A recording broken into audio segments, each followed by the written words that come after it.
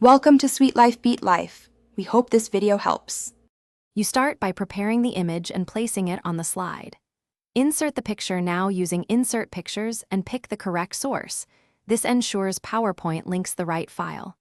Once placed, make sure to lock the aspect ratio, hold Shift while resizing or use Format Picture Size options to prevent distortion.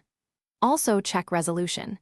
Aim for 150-300 dpi for presentations. Doing these first prevents blurry or stretched results later, so don't skip the insertion and aspect ratio step. Now you refine size and composition with cropping and precise dimensions.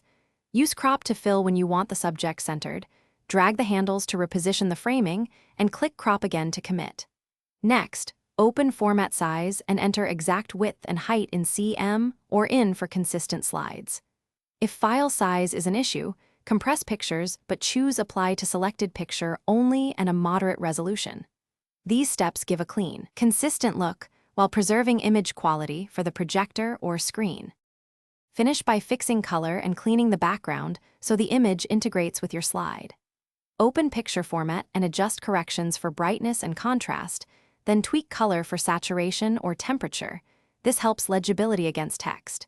To remove distractions, use Remove Background and refine edges with mark areas to keep or remove.